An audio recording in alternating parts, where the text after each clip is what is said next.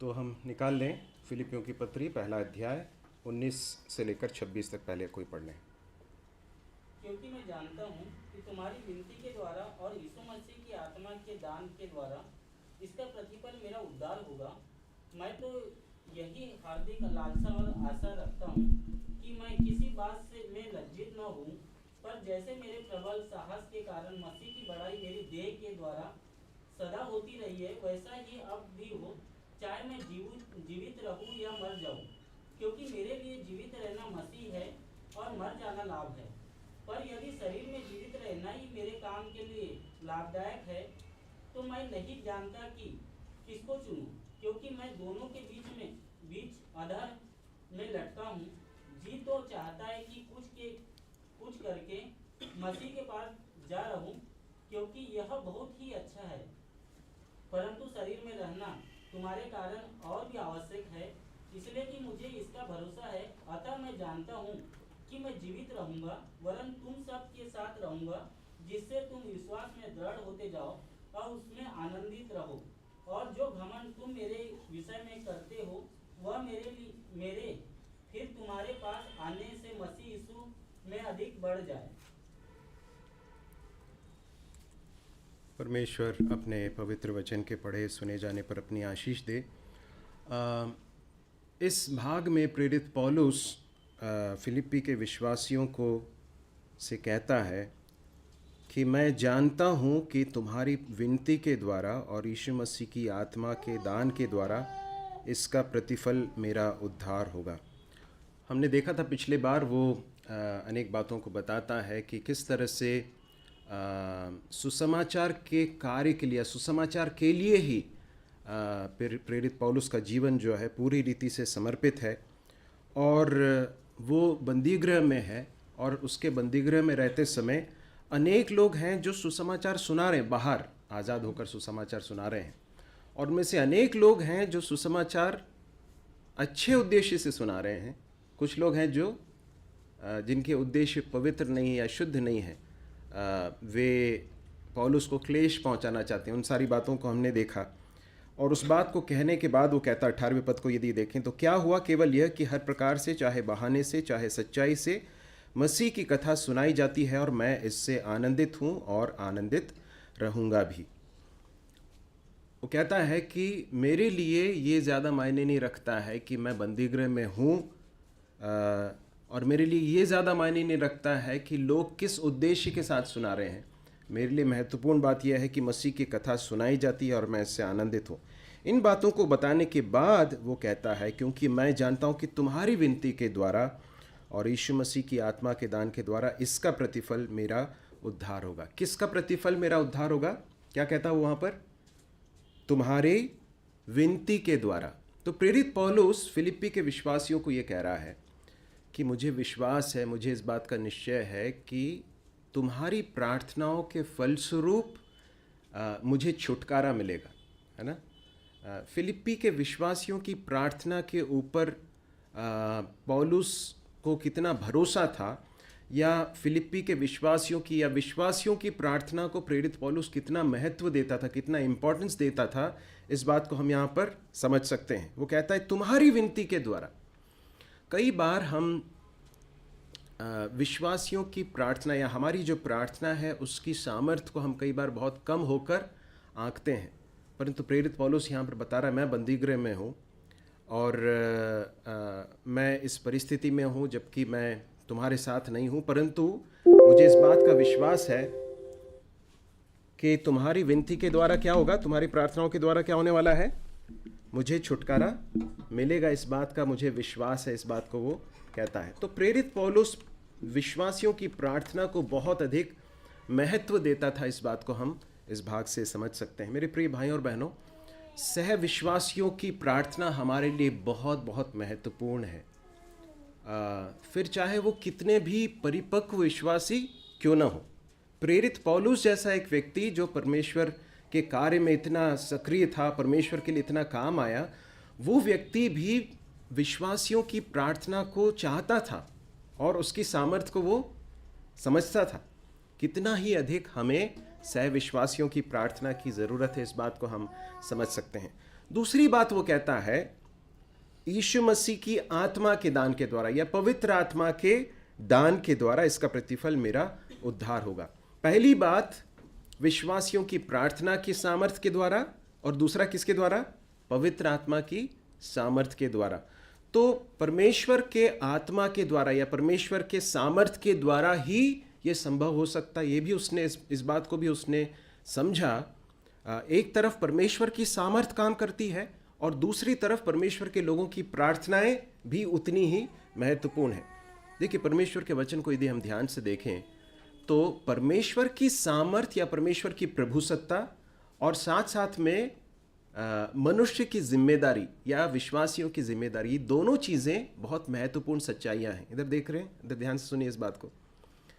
परमेश्वर अपने कार्य को करने के लिए सक्षम है, सामर्थी है। हम इस बात पर विश्वास करते हैं ना, जिसको अंग्रेजी में कहते हैं द सॉवरेनिटी ऑफ गॉड, परमेश्वर की सर्वसत्ता। परंतु परमेश्वर की सर्वसत्ता के साथ साथ परमेश्वर ने मनुष्यों को अर्थात विश्वासियों को भी कुछ जिम्मेदारियां दी हैं, और परमेश्वर इन दोनों सच्चाइयों को एक साथ हमारे जीवन में परमेश्वर के वचन में हम प्रकट करते हुए देख सकते हैं।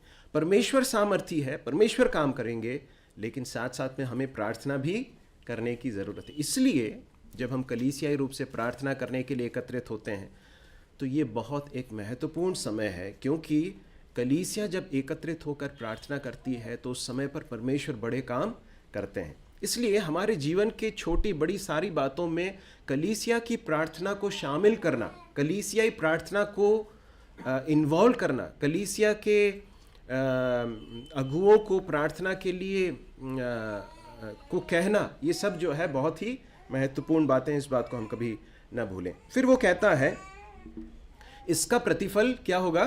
क्या लिखा वहां पर? मेरा उद्धार होगा।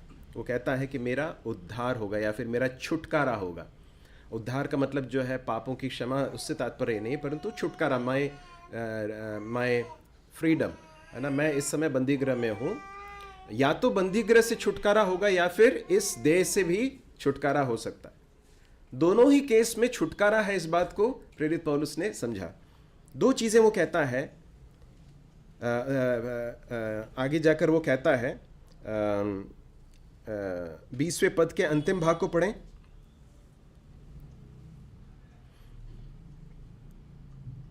पर जैसे मेरे प्रबल साहस के कारण मसीह की बढ़ाई मेरी देह के द्वारा सदा होती रही है, वैसे भी अब भी हो, चाहे मैं जीवित रहूं या मर जाऊं। जीवित रहूं या मर जाऊं, ये दोनों ही चीज़ों, दोनों ही पॉसिबिलिटीज़ हैं, दोनों ही संभावनाएं हैं। इस बात को प्रेरित पौलुस ने समझा। मैं बंदीगृह में हूँ, प्रभु यीशु मसीह के कारण मैं बंदीगृह में हूँ, लेकिन मुझे इस बात का पूर्ण भरोसा है कि क्या हो सकता है, मैं यहाँ से छुड़ाया जा सकूँ या फिर छुड़ाया जाऊँ या फिर बंदीगृह से आज़ाद हो जाऊँ, या ये भी हो सकता है कि क्या हो जाए, मैं प्रभु यीशु मसीह के सुसमाचार के कारण क्या कर दिया जाऊँ, मार डाला जाऊँ। और हम जानते हैं कि आगे जाकर क्या हुआ, प्रेरित पौलुस को मार डाला गया।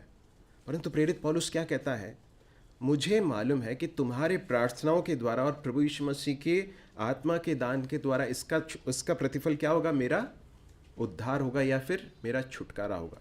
प्रेरित पौलुस ने इन दोनों ही पॉसिबिलिटीज़ में, दोनों ही संभावनाओं में परमेश्वर के छुटकारे को वो देखता है। ऐसा नहीं कहता कि अरे अगर मुझे बंदीगृह से नहीं छुड़ाया जाता तो ये फिर बहुत गड़बड़ हो जाएगी, ऐसा कहता है क्या? नहीं, दोनों ही केसेस में वो परमेश्वर के द्वारा दिया गया एक छुटकारा होगा, इस बात को वो कहता है। अब 20वें पद को कोई पढ़ लें, पूरे इस पद को। मैं तो यही हार्दिक लालसा और आशा रखता हूँ कि मैं किसी बात में लज्जित न हूँ, पर जैसे मेरे प्रबल साहस के कारण मसीह की बढ़ाई मेरी देह के द्वारा सदा होती रहती है, वैसे ही अब भी हो, चाहे मैं जीवित रहूं या मर जाऊं। अब यहाँ कहता है वो, मैं तो यही हार्दिक लालसा और आशा रखता हूँ, है ना। क्या दो शब्दों का वो प्रयोग करता है, हार्दिक लालसा और आशा। अंग्रेजी में दो शब्द हैं, क्या क्या हैं, पढ़ेंगे? या I eagerly expect and hope that I will in no way be ashamed, but will have sufficient courage, so that now Yeah. as always Christ will be exalted in my body. Expectation and hope, expect और and hope, हार्दिक लालसा और आशा। वो कहता है कि मैं तो यही हार्दिक लालसा और आशा रखता हूँ कि मैं किसी बात में लज्जित ना हूँ। प्रेरित पौलुस कहाँ पर है अभी? बंदी गृह में, जेल में है। और वो क्या कह रहा है? वो कह रहा है कि मेरी बड़े दिल की बड़ी लालसा है, मेरे हृदय की बड़ी लालसा है, मेरे हृदय की बड़ी इच्छा है, और मैं उस विषय में क्या कर रहा हूँ? आशा कर रहा हूँ, मतलब मैं उम्मीद कर रहा हूँ। किस विषय में उम्मीद कर रहा हूँ?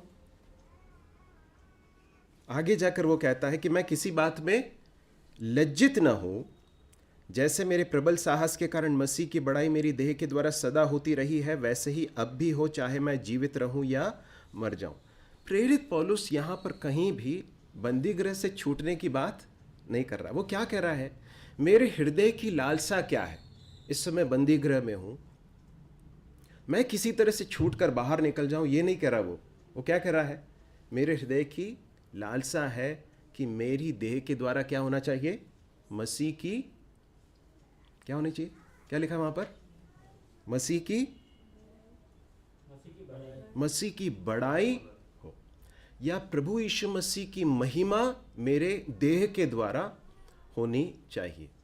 कुछ भागों को हम जरा जल्दी निकालेंगे। पहला कुरिन्थियों 6 का 19 और 20, दूसरा थिस्सलुनीकियों पहला अध्याय उसका 12वां पद, और यूहन्ना 17 का 4।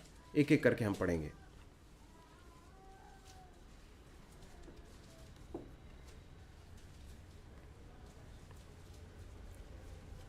पढ़ लेंगे जरा। क्या तुम नहीं जानते कि तुम्हारी देह पवित्र आत्मा का मंदिर है, जो तुम में बसा हुआ है और तुम्हें परमेश्वर की ओर से मिला है, और तुम अपने नहीं हो? या 20 भी पढ़ लीजिए। क्योंकि दाम देकर मोल लिए गए हो, इसलिए अपनी देह के द्वारा परमेश्वर की महिमा करो। दाम देकर मोल लिए गए हो, इसलिए अपनी देह के द्वारा किसकी महिमा करो? परमेश्वर की महिमा करो। प्रेरित पौलुस इस भाग में बताता है कि हमारी देह क्या है?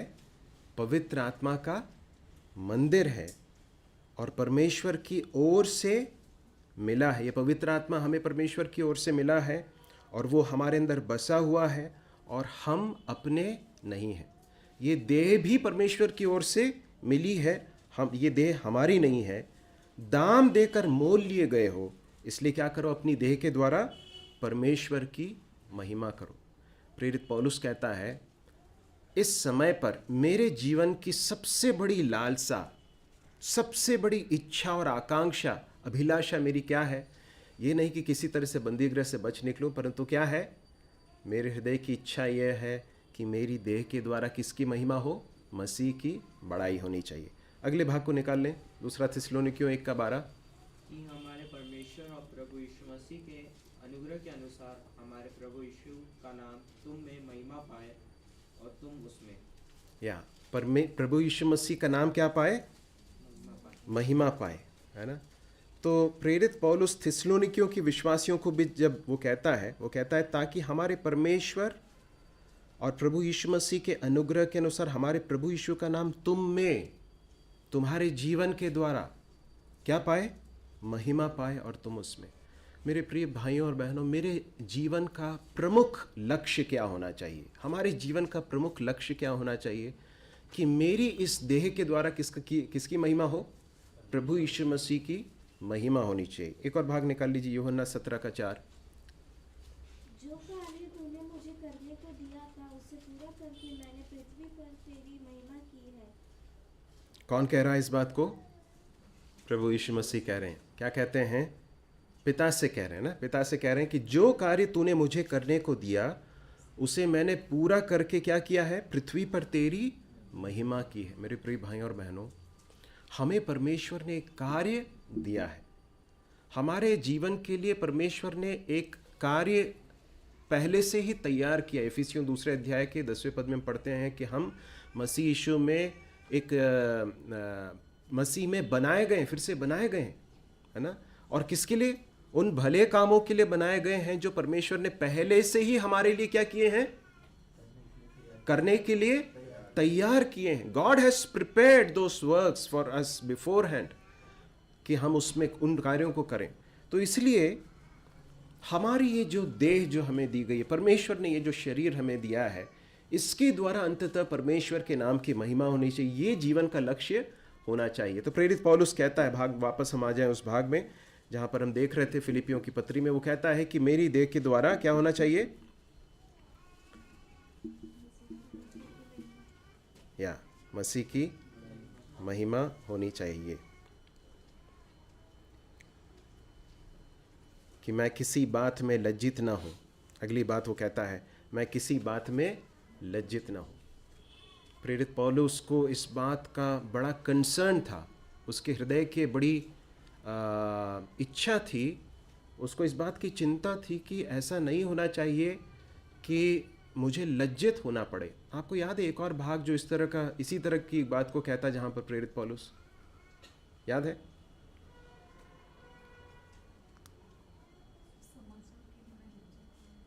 हाँ, सुसमाचार से मैं लज्जित नहीं हूँ, ठीक है।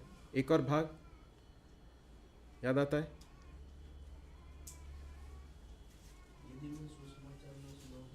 मुझ पर हाय, ठीक है।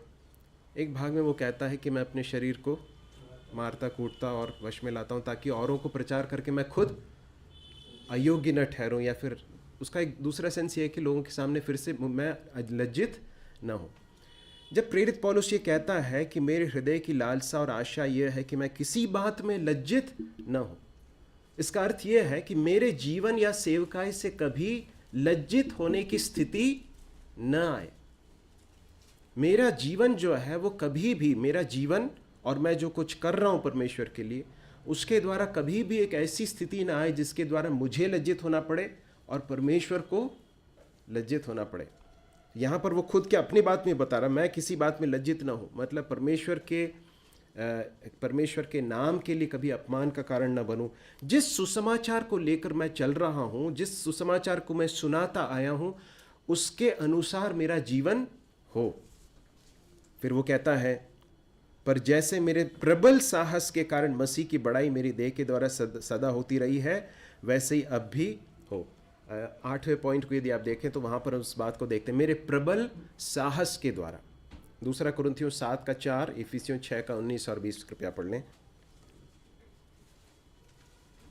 और न केवल उसके आने से परंतु उसकी उस शांति से भी जो उसको तुम्हारी ओर से मिली थी, और उसने तुम्हारी लालसा और तुम्हारे दुख और मेरे लिए तुम्हारी धुन का समाचार हमें सुनाया, जिससे मुझे और भी आनंद हुआ। दूसरा कुरिन्थियों 7:4 पढ़ा क्या? मैं तुमसे बहुत हियाव के साथ बोल रहा हूँ, मुझे तुम पर बड़ा घमंड है। मैं शांति से भर गया हूँ, अपने सारे क्लेश मैं आनंद से अति भरपूर रहता हूँ।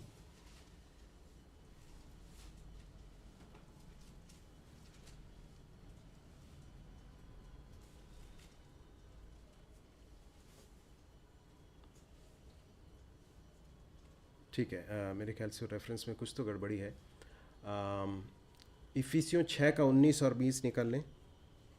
और मेरे लिए भी कि मुझे बोलने के समय ऐसा प्रबल वचन दिया जाए कि मैं साहस के साथ सुसमाचार का भेद बता सकूं, जिसके लिए मैं जंजीर से पकड़ा हुआ राजदूत हूं, और यह भी कि मैं उसके विषय में जैसा मुझे चाहिए साहस से बोलूं। प्रेरित पौलुस परमेश्वर के वचन को, प्रभु यीशु मसीह के सुसमाचार को कैसे सुनाया करता था? कैसा लिखा है यहाँ पर? बड़े साहस के साथ, है ना, साहस के साथ वो सुनाया करता था, बिना डरे प्रभु यीशु मसीह के सुसमाचार को सुनाया करता था। साहस की ज़रूरत है क्या सुसमाचार सुनाने के लिए? है ना? क्यों ज़रूरी है? क्योंकि सुसमाचार को अच्छी तरह से ग्रहण नहीं किया जाता है। अनेक लोग हैं जो सुसमाचार का विरोध करते हैं और सुसमाचार के कारण विरोध करके सताव भी करते हैं, सताते भी हैं।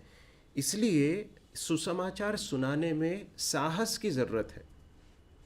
और प्रेरित पौलुस कहता है कि मैं तुमसे प्रार्थना करता हूँ मुझे प्रबल वचन मिले ताकि मैं साहस के साथ सुसमाचार का भेद बता सकूं। और आगे फिर से वो कहता कि उसके विषय में जैसा मुझे चाहिए साहस से बोलूं। तो प्रेरित पौलुस के संपूर्ण जीवन को देखें तो हम इस बात को देख सकते हैं कि उसने बड़े साहस के साथ प्रभु यीशु मसीह के सुसमाचार को सुनाया। अब वो क्या कह रहा है, वापस फिलिपियों में आ जाए, क्या कहता वो? क्या कहता है? जैसे मेरे प्रबल साहस के कारण मसीह की बड़ाई मेरी देह के द्वारा सदा होती रही है, वैसे ही अब भी हो। तो जिस तरह से बंदीगृह के बाहर जब वो था, हाँ? जब बंदीगृह के बाहर था, जब वो स्वतंत्र था, आजाद था, उस समय पर जिस प्रबलता के साथ और साहस के साथ वो सुसमाचार सुना रहा था, और उसके द्वारा जिस तरह से प्रभु यीशु मसीह की महिमा उसकी देह के द्वारा हुई, क्या पौलुस कहता है? उसी तरह से वैसे ही अब भी हो, जबकि मैं कहां पर हूं? बंदीगृह में हूं। प्रेरित पौलुस के जीवन को ध्यान से जरा देखिए। भले ही मैं बंदीगृह के बाहर हूं और उस समय पर प्रबलता के साथ साहस के साथ समाचार सुना रहा हूं, और उसके द्वारा मेरे मन के का एक ही ध्येय है कि प्रभु यीशु मसीह की बड़ाई मेरी देह के द्वारा हो। इसी तरह से क्या होना चाहिए? यदि मैं बंदीगृह में चला आया हूं तो यहाँ पर भी वही होना चाहिए। क्या होना चाहिए? मेरी देह के द्वारा मसीह की बड़ाई होनी चाहिए। मेरी देह के द्वारा जैसे होती रही है वैसे ही अब भी हो। प्रेरित पौलुस का जीवन जो है किस तरह से सुसमाचार के लिए पूरी तरीके से बिका हुआ एक जीवन था, इस बात को हम देख सकते हैं।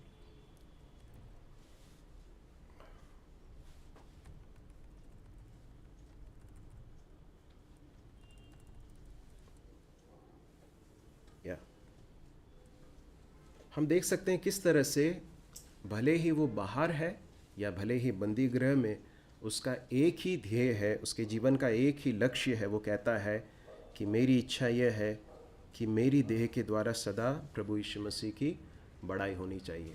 और उसके बाद वो कहता है चाहे मैं जीवित रहूं या मर जाऊं। और उसके बाद वो बहुत ही मशहूर वो पद है जिसको हम कई बार सुने हैं, जिसके विषय में हमने मनन भी किया है, क्योंकि मेरे लिए जीवित रहना मसीह है और मर जाना क्या है? लाभ है। वो कहता है मेरे लिए जीना मसीह है।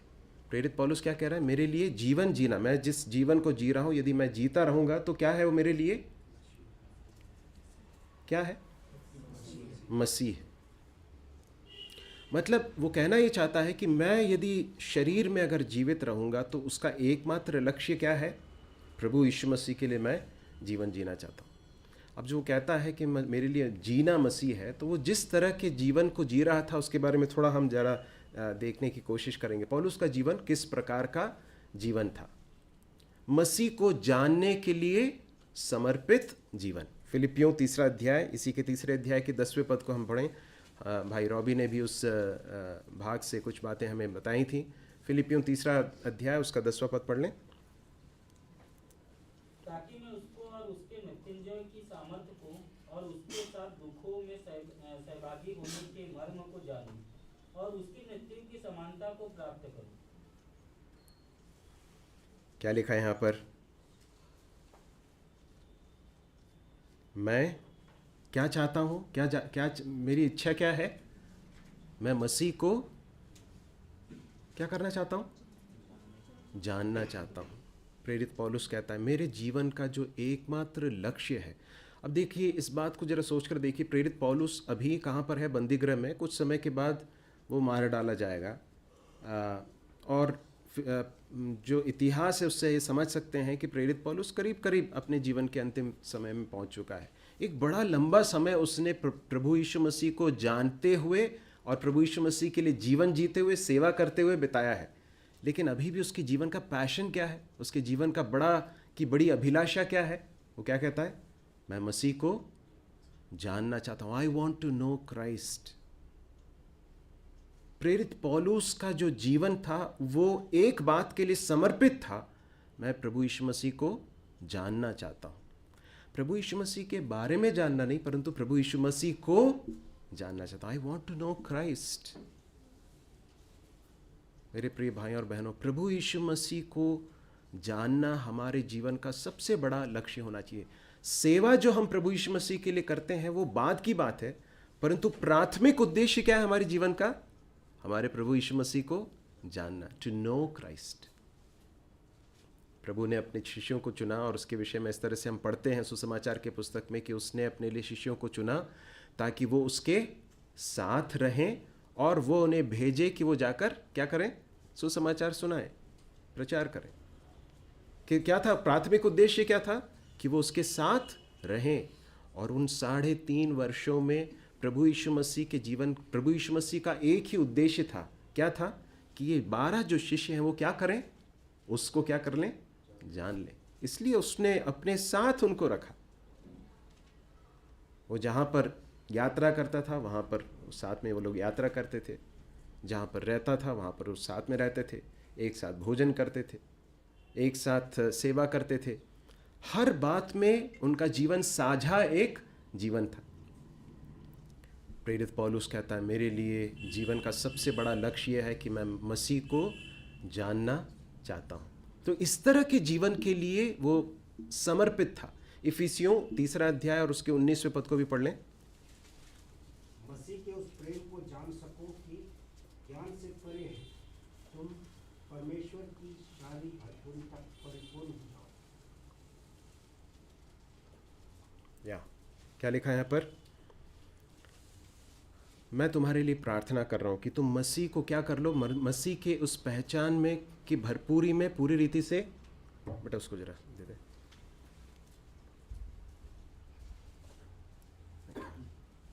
मसीह की पहचान की भरपूरी में तुम बढ़ते जाओ। तो प्रेरित पौलुस जब प्रार्थना कर रहा है विश्वासियों के लिए, तो उनके लिए, लोगों के लिए, विश्वासियों के लिए भी उसकी प्रार्थना क्या है, मैं ये प्रार्थना कर रहा हूँ, क्या प्रार्थना कर रहा हूँ, कि तुम मसीह को जान सको, उसकी पहचान में बढ़ सको। कई बार हम क्रियाकलापों को या गतिविधियों को, मसीह सेवकाई को, या फिर जो हम प्रभु यीशु मसीह के लिए करते हैं उसे बहुत अहम स्थान देते हैं, लेकिन प्रभु यीशु मसीह को जानना, प्रभु यीशु मसीह को पहचानना, उसको कई बार बहुत कम होकर देखते हैं। लेकिन मेरे प्रिय भाई और बहनों, यदि हमारी सेवकाई या जो कुछ हम करते हैं, हमारी गतिविधियां प्रभु यीशु मसीह को जानने के उस बात में से अगर निकल कर नहीं आती हैं तो उसका कोई मूल्य नहीं रह जाता है। प्रेरित पौलुस का जीवन जो है मसीह को जानने के लिए समर्पित एक जीवन था। दूसरी बात, मसीह के समान बनने का और उनका अनुकरण करने के लिए समर्पित जीवन। उसी भाग को पढ़ लें, फिलिपियों 3:10। और मैं उसको और उसके मृत्युंजय की सामर्थ को और उसके साथ दुखों में सहभागी होने की हे मर्म को जानूं और उसकी मृत्यु की समानता को प्राप्त करूं। समानता को, हाँ, क्या करना चाहता वो, पढ़ें फिर से, बताएं क्या क्या चाहता वो। पहले हमने देखा कि वो प्रभु यीशु मसीह को जानना चाहता है, और उसके बाद कहता है कि उसके मृत्युंजय की सामर्थ को, उसके साथ दुखों में सहभागी होने के मर्म को जानना चाहता हूँ। और उसके बाद वो कहता है कि उसके समान मैं किसी भी रीति से मरे हुए में से जी उठने के पद तक पहुँचूँ। अंततः प्रेरित पौलुस के हृदय की इच्छा क्या है, मैं मसीह को जानना चाहता हूँ, और मसीह को जानने के द्वारा क्या बनना चाहता हूँ, मसीह के समान बनना चाहता हूँ। I want to become like Christ, I want to know Christ and I want to become like Christ. मैं प्रभु यीशु मसीह को जानना चाहता हूँ, प्रभु यीशु मसीह के समान बनना चाहता हूँ। हमारे जीवन का लक्ष्य ये तब होगा जब हम समझेंगे कि परमेश्वर का भी ये हमारे जीवन के विषय में यही लक्ष्य है। रोमियो की पत्री 8वें अध्याय में हम इस तरह से पढ़ते हैं कि परमेश्वर ने यह उद्देश्य रखा है हमारे जीवन के विषय में कि वह हमें किसके समान बना दे, अपने पुत्र के समान हमें बदल दे। यह है परमेश्वर का लक्ष्य। This is God's project for our lifes. बाकी सारी चीज़ें जो है उसका एक परिणाम है, हम जो कुछ करते हैं वो सब उसका परिणाम है, परंतु प्राथमिक लक्ष्य क्या है, प्रभु यीशु मसीह के समान बन जाना, to know Christ and to become like Christ. तो ये था जीवन मसीह के, पौलुस के लिए जीना मतलब क्या है, मसीह को जानना, मसीह के समान बन जाना। फिर क्या कहता वो आगे, आगे हम इसी नोट्स में आगे देखें। 1 कुरिन्थियों 9वां अध्याय उसका 27वां पद, हम काफ़ी परिचित हैं, फिर भी उस भाग को पढ़ लेंगे। 1 कुरिन्थियों 9वां अध्याय उसका 27वां पद। परंतु मैं अपनी देह संभालता देखता और वश में लाता हूँ, ऐसा न हो कि औरों को प्रचार करके मैं आप ही किसी रीति से निकम्मा ठहरूं। औरों को प्रचार करके मैं आप ही किसी रीति से निकम्मा ठहरूं। प्रेरित पौलुस के लिए ये जो जीवन है शरीर में रहते हुए, है ना, वो ये कहता है ना कि मेरे हृदय की इच्छा ये है कि मेरी देह के द्वारा किसकी बड़ाई होनी चाहिए? मसीह की बड़ाई होनी चाहिए। तो वो क्या कह रहा है? इस देह में रहते हुए मेरे जीवन का लक्ष्य है कि मैं मसीह को जानना चाहता हूँ, उसके समान बनना चाहता हूँ। तो उसके समान बनने की राह में जो है वो कहता है कि मैं उसके दुखों में भी सहभागी होना चाहता हूँ। प्रभु यीशु मसीह के समान बनना मतलब ये कौन सा रास्ता है? एक गीत है ना जो हम गाते हैं, जो क्रूस पे जाती है वो राह हमारी है, वो क्रूस निशाना है, मंजिल वो हमारी है। तो जिसने प्रभु यीशु मसीह के पीछे चलने का निर्णय लिया वो कौन से रास्ते पर है, कौन से पथ पर है? क्रूस के पथ पर है, और वो दुखों का और सफरिंग्स का एक पथ है। प्रेरित पौलुस कहता है कि मैं उसके साथ दुखों में सहभागी होने के मर्म को जानना चाहता हूँ। और अब उसके बाद क्या कह रहा है वो यहाँ पर? क्या कहता है? हमने जिस भाग को भी पढ़ा वो कहता है कि मैं अपने शरीर को मारता और कूटता और वश में लाता हूँ ताकि मैं अयोग्य न ठहरूं। तो ये इस तरह के एक जीवन के लिए समर्पित उसका जीवन था। किस बात के लिए? परमेश्वर के लिए एक पवित्र पात्र होकर बने रहने के लिए समर्पित एक जीवन। इसलिए वो तिमुथियुस को, याद है आपको, तिमुथियुस की पहली पत्री 2 अध्याय में वो प्रेरित पौलुस तिमुथियुस को क्या कहता है? कोई तेरी जवानी को तुच्छ न जानने पाए। उसके एक दो पद पहले वो कहता है यदि कोई अपने आप को इन बातों से शुद्ध करेगा तो पवित्र ठहरेगा, पवित्र बर्तन ठहरेगा और स्वामी के काम आएगा। तो प्रेरित पौलुस ने इस बात को समझा था कि मैं परमेश्वर के लिए काम आना चाहता हूं, मैं परमेश्वर के लिए अलग किया हुआ एक पात्र होकर जीना चाहता हूं। इसलिए वो क्या करता है? वो यहां पर उसका जीवन किस तरह का जीवन है? पाप के साथ समझौते का जीवन नहीं है, पाप के साथ खिलवाड़ का जीवन नहीं है, परंतु किस तरह का जीवन है? शरीर को मारने, कूटने और वश में लाने का एक जीवन। तो जब वो कहता है कि मेरे लिए जीना क्या है? मसीह है, तो उसमें ये सारी बातें निहित हैं। फिर 2 कुरिन्थियों 11:28 पढ़ें। अन्य बातों को छोड़कर जिनका वर्णन मैं नहीं करता, सब कलीसियाओं को चिंता प्रतिदिन मुझे दबाती है। कलीसियाओं की चिंता का जीवन, है ना। अर्थात प्रेरित पौलुस जब इस शरीर में था, देह में था, उसके जीवन का हमेशा कंसर्न क्या रहता था? चिंता क्या रहती थी? मैं कलीसियाओं के लिए प्रार्थना करता था। जितनी पत्रियां उसने लिखी हैं उनमें जो वो प्रार्थनाएं करता है, इन सारी बातों से समझ में आता है कि कलीसियाओं के प्रति उसका कंसर्न कितना अधिक था। कलीसियाओं के प्रति उसका जो विचार है, जो चिंताएं हैं, भार जो है, वो कितना अधिक था। तो मैं इन बातों को सब क्यों आपके सामने लिस्ट आउट कर रहा हूँ? मेरे प्रिय भाई और बहनों, यदि हम जीते हैं, ये सिर्फ प्रेरित पौलुस के लिए कही गई बात नहीं है, परंतु ये हमारे लिए भी उतना ही एप्लीकेबल है, सबके लिए।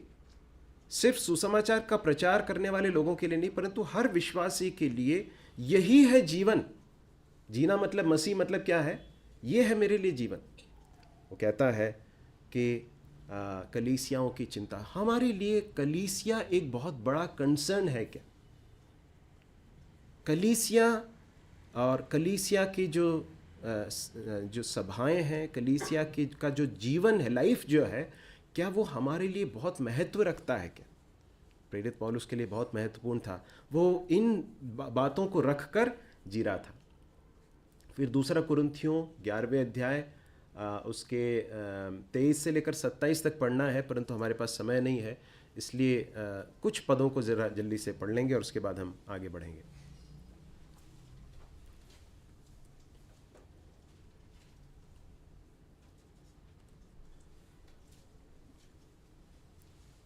जल्दी से पढ़ लें। क्या वे ही मसीह के सेवक हैं? मैं पागल के समान कहता हूँ, मैं उनसे बढ़कर हूँ। अधिक परिश्रम करने में, बार बार कैद होने में, कोड़े खाने में, बार बार मृत्यु के जोखिम में। 5 बार मैंने यहूदियों के हाथ में 39 कोड़े खाए। 3 बार मैंने बेतें खाई। 1 बार मुझ पर पथराव किया गया। 3 बार जहाज जिन पर मैं चढ़ा था टूट गए। एक रात दिन मैंने समुद्र में काटा। मैं बार बार यात्राओं में, नदियों के जोखिमों में, डाकुओं के जोखिमों में, अपने जाति वालों से जोखिमों में, अन्य जातियों से जोखिमों में, नगरों में जोखिमों में, जंगल के जोखिमों में। ठीक है भाई, काफ़ी है, बहुत बड़ी एक सूची है। प्रेरित पौलुस क्या बताता है?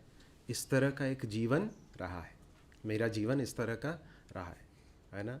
कल अब सुसमाचार के कारण, सुसमाचार के लिए परिश्रम करने का जीवन, निंदा, विरोध, सताव, अत्यंत कठिन यात्राएं, झूठे विश्वासियों के विरोध का जीवन, ये इस तरह से भरा हुआ एक जीवन रहा है।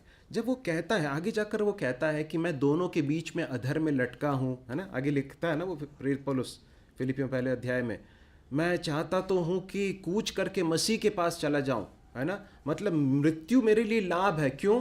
क्योंकि इन सारी चीज़ों से मैं छूट जाऊँगा। परंतु वो क्या कहता है मालूम है? वो कहता है कि मैं चाहता हूँ तुम्हारे खातिर मैं इस शरीर में रहूँ। मतलब ये इस तरह का एक जीवन रहा है, और वो जानता है कि इस शरीर में रहते हुए प्रभु यीशु मसीह के सुसमाचार के लिए समर्पित जीवन जो है वो इस तरह का ही जीवन होगा आगे भी। परंतु वो उस तरह के जीवन के लिए क्या है? समर्पित है, कमिटेड है। इस बात को हम देख सकते हैं, संपूर्ण रूप से मसीह के लिए समर्पित जीवन। क्या हमारे जीवन के प्रत्येक कार्य जो है उसका केंद्र बिंदु मसीह है क्या? वॉट एवर वी डू, हम नौकरी करते हैं, पढ़ाई करते हैं, व्यवसाय करते हैं, सेवा करते हो, जो कुछ भी करते हैं, हमारे जीवन का एकमात्र जो फोकल पॉइंट है वो क्या होना चाहिए? प्रभु यीशु मसीह की महिमा। मसीह के लिए जीना जो है वो आसान नहीं है ना। कई बार प्रभु यीशु मसीह के लिए सताव सहने की बात जब हम सोचते हैं, कई बार बहुत जोश में आकर हम ऐसा भी अपने मन में कहते हो या कई बार मुंह से भी बोलते हो कि मैं मरने के लिए, प्रभु यीशु मसीह के लिए मर मिटने के लिए तैयार हूँ। परंतु क्या हम जीने के लिए तैयार हैं क्या? जिस तरह का जीवन बताया गया है प्रभु यीशु मसीह के लिए, जिस तरह के जीने की बात कही जा रही है, वो एक ऐसा जीवन है जिसमें हम अपने आप का इनकार करके रोज प्रभु यीशु मसीह का क्रूस, अपना क्रूस उठाकर प्रभु यीशु मसीह के पीछे चलते हैं। That's a kind of life. प्रेरित पौलुस कहता है मेरे लिए जीवन जीना मसीह है। और फिर क्या कहता है आगे जाकर? मरना लाभ है। किस तरह से लाभ है? अपने परिश्रम से विश्राम, जैसा कि हम प्रकाशित वाक्य की पुस्तक में पिछले दिनों में देख रहे थे, जो मसीह में मरते हैं वो धन्य हैं क्योंकि वो अपने कार्यों से विश्राम पाते हैं। और दूसरा लाभ ये है कि जैसे ही मैं इस शरीर से छूटूंगा, मैं किसके पास चला जाऊंगा? मसीह के पास चला जाऊंगा। जैसा यहाँ पर वो कहता है 23वें पद में, क्या कहता है वो? 23वें पद को पढ़ लें। क्योंकि मैं दोनों के बीच अधर में लटका हूँ, जी तो चाहता है कि कूच करके मसीह के पास जा रहा हूँ, क्योंकि ये बहुत ही अच्छा है। कूच करके मसीह के पास जा रहा हूँ, मतलब जैसे ही कूच करेंगे, शरीर से जैसे ही छूट जाएंगे, प्रभु यीशु मसीह के पास चले जाएंगे। ये बहुत ही अच्छा है करके लिखा है। परंतु वो कहता है कि मैं दोनों के बीच में अधर में लटका हूँ। मैं चाहता तो हूँ कि मैं चाहता हूँ कि कूच करके मसीह के पास जा रहा हूँ, ये बहुत ही अच्छा है। परंतु 24वां पद, परंतु शरीर में रहना तुम्हारे कारण और भी आवश्यक है। कितना अधिक प्रेरित पौलुस का जीवन जो है दूसरों के लिए जिया गया एक जीवन था, इस बात को हम यहाँ से देख सकते हैं। पौलुस के लिए बहुत ही स्वाभाविक एक बात ये होगी कि प्रभु बहुत परिश्रम किया, बहुत दुख उठाया, अपमानित हुआ, तकलीफ सही है, अब मेरे परिश्रम से विश्राम का समय पास में आ गया तो बहुत बढ़िया जाना चाहता हूँ। वो कहता है अच्छी बात है, परंतु तुम्हारे लिए मैं फिर से इस शरीर में दुख उठाने के लिए फिर से मैं तैयार हूँ। शरीर में रहना तुम्हारे कारण और भी आवश्यक है। अब हम जरा जल्दी से 27वें पद में हम आ जाएंगे। केवल इतना करो कि तुम्हारा चाल चलन मसीह के सुसमाचार के योग्य हो, कि चाहे मैं आकर तुम्हें देखूं, चाहे न भी आऊं, तुम्हारे विषय में यही सुनो कि तुम एक ही आत्मा में स्थिर हो और एक चित्त होकर सुसमाचार के विश्वास के लिए परिश्रम करते रहते हो। केवल इतना करो। प्रेरित पौलुस फिलिपियों में ही कहता है, मैं केवल इतना करता हूं कि निशाने की ओर दौड़ा चला जाता हूं। प्रभु यीशु मसीह ने मार्था से कुछ कहा, क्या कहा? इतना दिस इज़ इनफ, या फिर दिस इज़ फॉरमोस्ट। मरियम ने जो चुना है वो सबसे अच्छा है। हमारा जो जीवन है वो फोकस्ड जीवन या एक केंद्रित, हमारा जो जीवन जो है वो उसका फोकस जो है बहुत क्लियर होना चाहिए कि मैं किसके लिए जी रहा हूँ।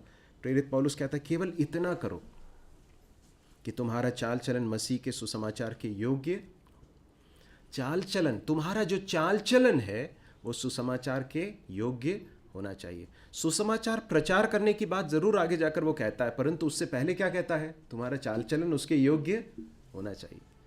बिना सुसमाचार के योग्य जीवन के यदि हम सुसमाचार सुनाते हैं तो हमारे उस सुनाने में कोई सामर्थ नहीं होती है। और ये सुसमाचार के योग्य जीवन कैसा जीवन है? आगे जाकर वो कहता है जब विश्वासी, फिलिप्पी के विश्वासी एक ही आत्मा में स्थिर होकर, एक चित्त होकर सुसमाचार के लिए परिश्रम करेंगे तो क्या होगा? उसके द्वारा सुसमाचार के योग्य एक जीवन दिखाई देगा। आप हैं मेरे साथ? समझ रहे हैं इस बात को?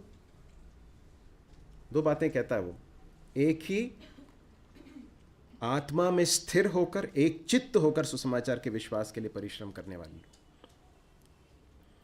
दो शब्द हैं वहां पर, दो सच्चाइयां, एक तो एकता, मसीही एकता, और सामूहिक प्रयास। परमेश्वर की जो सेवकाई है उसमें मसीह विश्वासियों का एक होना या यूनाइटेड रहना बहुत ही ज़रूरी है। तुम जब एक दूसरों से प्रेम करोगे तो इससे सब लोग जानेंगे कि तुम मेरे चेले हो। तो इसलिए कलीसिया के विश्वास, कलीसिया में हमें इस बात को समझना ज़रूरी है कि हमारी एकता सुसमाचार के लिए बहुत क्रूशियल है। यदि हम एक दूसरे के साथ मतभेद के कारण एक दूसरे से बैर भाव रखेंगे तो वो सुसमाचार को पावरफुली प्रोक्लेम नहीं करेगा। तो तुम एक आत्मा में स्थिर रहो और एक चित्त होकर, या फिर एक टीम के रूप में, एक समूह के रूप में, है ना। सुसमाचार का कार्य जो है वो एक व्यक्ति अकेला नहीं कर सकता। संपूर्ण कलीसिया को, सारे विश्वासियों को मिलकर उस कार्य को करना है, इस बात को वो कहता है। और फिर वो कहता है इनके लिए परिश्रम करते रहो। किन के लिए परिश्रम करते रहो? एक ही आत्मा में स्थिर होकर, एक चित्त होकर सुसमाचार के विश्वास के लिए परिश्रम करने के लिए परिश्रम करते रहो। इनके लिए बी डिवोटेड टू दिस और work hard on these things. कलीसियाई एकता को बनाए रखने के लिए और समूह में काम करने के लिए परिश्रम करने की ज़रूरत है। प्रभु हमारी सहायता करे कि हम इस बात को समझ सकें कि हम इसके लिए परिश्रम कर सकें। इतना बहुत आसान है एक दूसरों को जो है तोड़ देना, है ना। बैर भाव के चीज़ों को लेकर आ जाना बहुत आसान है, परंतु एकता के लिए परिश्रम करना बहुत, उसमें बहुत मेहनत लगती है ना। किसी भी संबंध को जो है बिगाड़ देना बहुत आसान है, परंतु उसको बनाने के लिए बहुत परिश्रम लगता है। प्रभु हमारी सहायता करे कि ऐसा हम कर सकें। और उसके बाद कहता है कि विरोधियों से भय नहीं खाते। ये भी जो है सुसमाचार के योग्य एक जीवन है। जो व्यक्ति सुसमाचार के योग्य जीवन जी रहा है वो अपने सह विश्वासियों के साथ एकता में रहेगा और वो उनके साथ मिलकर एक टीम के रूप में प्रभु के वर्क को, प्रभु के काम को जो है करने के लिए परिश्रम करेगा, और वो विरोधियों से भय नहीं खाएगा। वो कहता आगे जाकर ये उनके लिए विनाश का स्पष्ट चिन्ह है, तुम्हारे लिए उद्धार का, और ये परमेश्वर की ओर से है। दो शब्द है वहां पर, विनाश और उद्धार। जो विश्वास नहीं करते और सुसमाचार का तिरस्कार करते हैं उनके लिए विनाश का, और तुम्हारे लिए जो विश्वास करते हो परमेश्वर के द्वारा उद्धार का यह स्पष्ट चिन्ह है। प्रभु हमारी सहायता करें। हम यहाँ पर समाप्त करेंगे। प्रभु यीशु मसीह के सुसमाचार के प्रति पौलुस का जीवन किस तरह से कमिटेड था, समर्पित था, इस बात को हम देख रहे थे। ऐसा एक जीवन जीने के लिए, इस तरह से अपने आप को प्रभु यीशु मसीह के हाथों में समर्पित कर देने के लिए, प्रभु यीशु मसीह को अपने जीवन का एकमात्र लक्ष्य बनाने के लिए प्रभु हमारी सहायता करे। परमेश्वर के नाम की महिमा हो।